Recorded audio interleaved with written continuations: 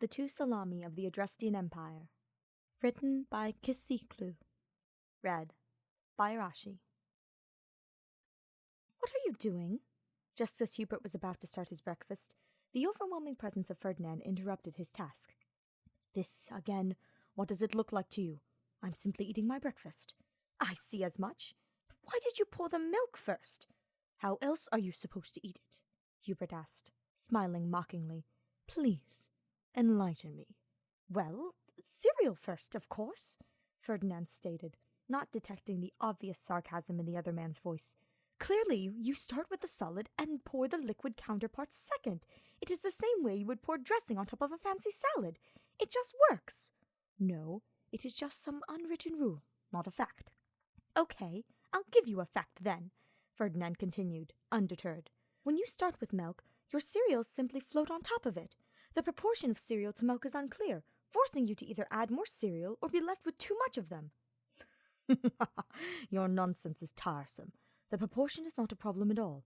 I always add small portions as I eat, so the cereal stays crunchy for longer. Crunchy? The redhead flinched. Well, of course. They are best that way. You cannot prevent them from getting soggy if you pour milk over them. Seeing as he managed to leave Ferdinand speechless, he continued. Of course, there is also the matter of temperature. Room temperature milk is clearly superior. Pouring it first allows the liquid to adjust its temperature. You don't want to add it too cold or too warm. After a moment of silence, Hubert resumed eating his meal with a victorious smile on his lips. Ferdinand watched with disbelief and eventually shrugged his shoulders. I have nothing more to say to you. Hubert was alone in the dining hall, a bunch of papers laying on the table before him. He was eating with one hand and preparing some report with the other. Why are you doing this? A familiar voice disturbed his silence.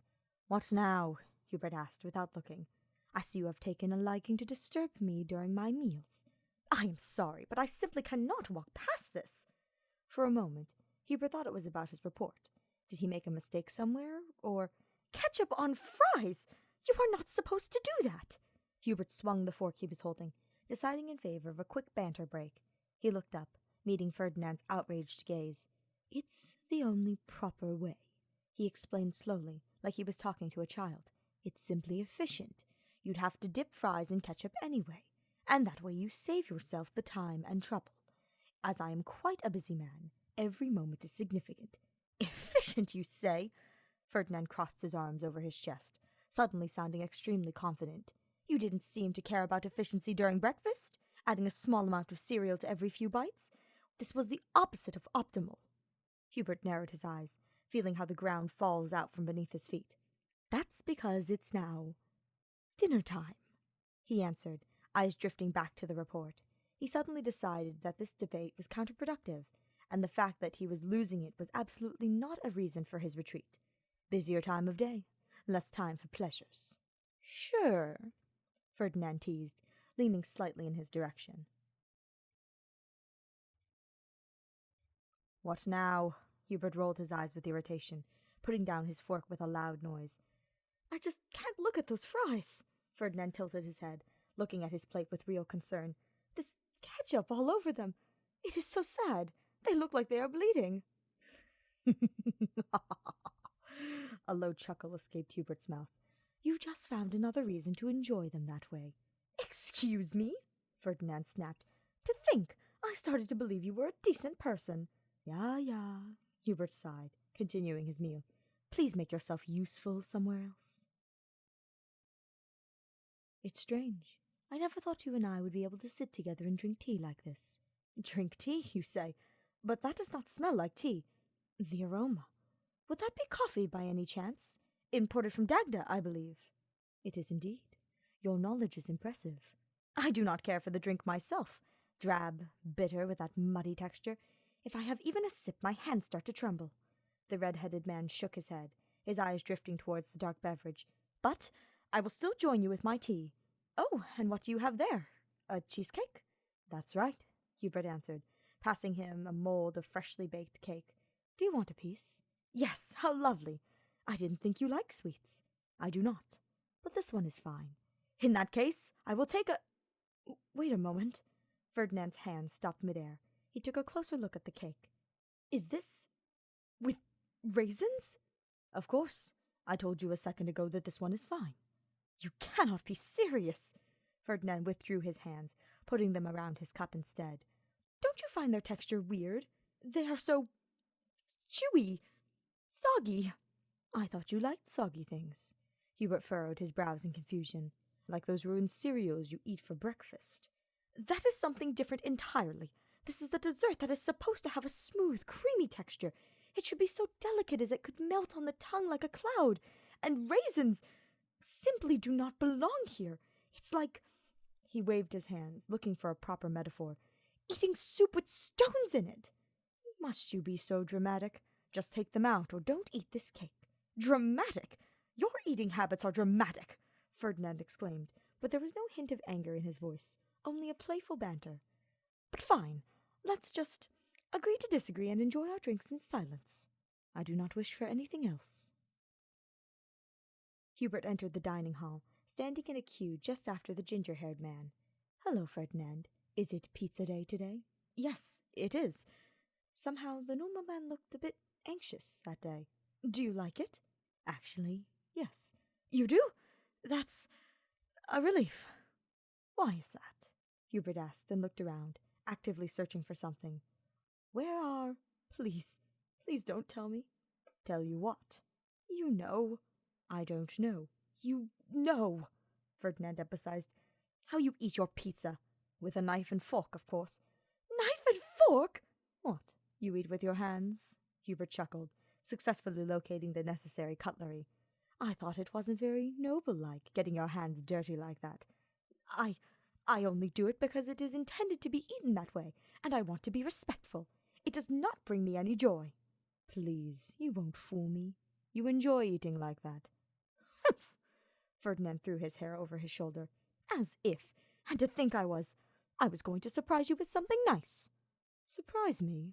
The dark mage hummed, trying to grab a piece of pizza. Ferdinand was awkwardly blocking the way to the counter. We can discuss it while we eat. Can you move, please? I want to grab my plate.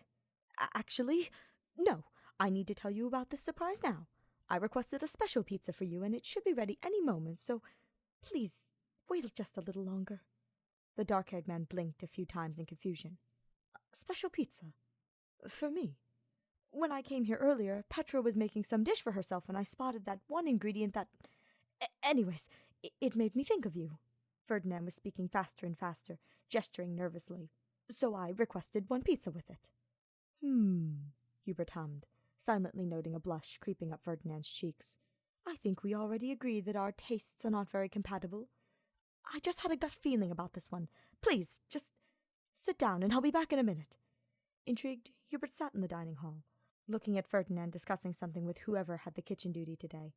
After a moment, he saw a silhouette tapping his shoulder and handing him a plate. Ferdinand looked at it for some time, then shook his head and approached Hubert by his table. Hubert, may I present to you this? On the plate, there was a small pizza. Pineapple pizza. An awkward silence had fallen between them. Ferdinand cleared his throat. I figured out. Well, since I absolutely hate pineapple on pizza, you'd have to love it. Pineapple on pizza? Hubert echoed in awe. Yes, so? Ferdinand's voice started to sound a little bit impatient. Come on, just take it. This is a nice gesture, but I should decline. Why? Once the thought of receiving something from you, unbridled and unreciprocated, fills me with revulsion. He shook his head, a smile forcing its way on his lips. But also, I truly despise pineapple on pizza. What? Ferdinand nearly dropped the plate. Are you for real? Of course. Fruit on a pizza? What an abomination. This is madness. But also, you actually do have a taste. Ferdinand's legs wobbled dangerously. Hold me, please. I am so relieved I might faint. Oh, no. Stop being dramatic again. Seeing as Ferdinand is starting to lose it, Hubert rushed to take a plate from him. He placed it on the dinner table, and then took the man over his shoulder and helped Ferdinand sit beside him. He seemed to be quite shaken by the whole situation. They sit for a moment like that, waiting for Ferdinand to calm down. I cannot believe I was going to surprise you. Yet you surprised me even more, Ferdinand whispered to himself. When the color started to return to Ferdinand's face, Hubert's attention was once again drawn to the table. He looked at the cursed pizza. As much as it pains me, We cannot let it go to waste. With a loud sigh, he cut off a bit of it. Yes, you're right. I guess it is my fault, so I will help you. He took a piece with his hands, psyching himself up while looking at the evil topping. He was clearly not ready yet. That's weird, Hubert said after taking a bite. What is? A weak voice asked. It is actually pretty good. The sweetness of the pineapple works quite well with the ham and the crunch of the dough. Who knew that this fruit was so Ferdinand, kindly do not faint on me right now. I was just kidding. Kidding, all right? Do you hear me? You'll get tomato sauce all over your... He stopped, interrupted by a loud thump as Ferdinand's head dropped onto a plate. Hubert sighed, looking at the man, then at the pizza, to the man, at the pizza again. Well, he shrugged, cutting himself another piece. Maybe I wasn't really joking. More for me, then.